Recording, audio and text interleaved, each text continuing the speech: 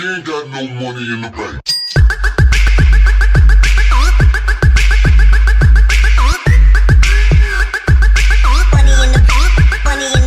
What is going on, guys? Jack here, and I am back with episode 32 of my Swansea City career mode. Now, this is pretty much the in-between bit where we finish the season, we have a little bit of time to go through what has been good about the season, what has been bad about the season, while we have the European Championship in the background with England.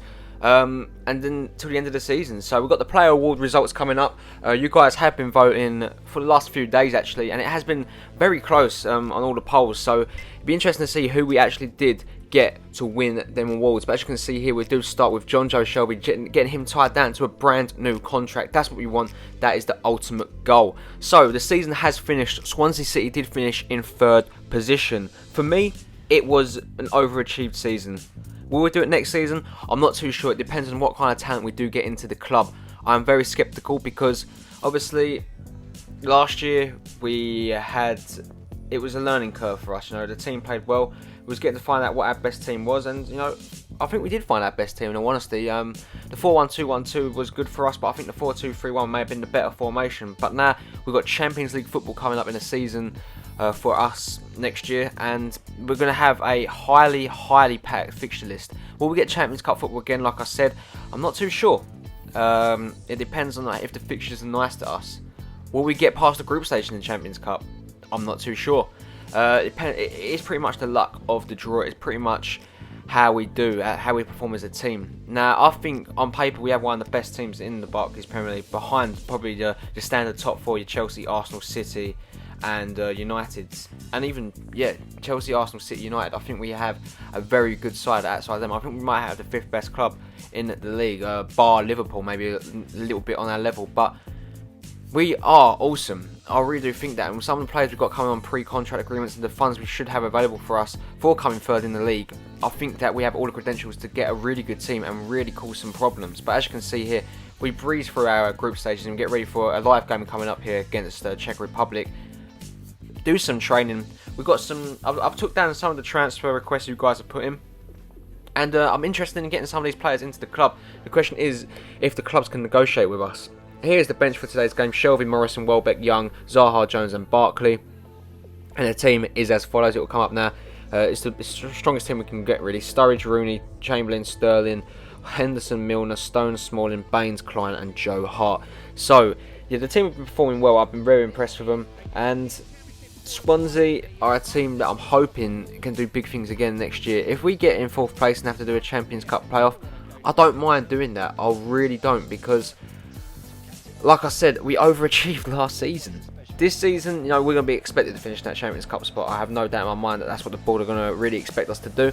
And I can't deny that, because we did have such a good year. At one point it looked like we was on course to get the title, but obviously it was really close between the front three in Chelsea, United and Swansea. But we need to continue our great form, we really do, or that's what I mean. It's keeping up the standard of performances, which we dipped in form last part of the season last year. So it is some worrying times for us, but we need to just perform well and just get our heads down and play brilliantly. That's all we need to do, and we can have a awesome season. But now, as this game goes on here, Czech Republic are threatening. Do you think England will do well in this year's European Championship? Let me know in the comment section down below. But we have got the player awards coming up, and now obviously we'll go for the first award.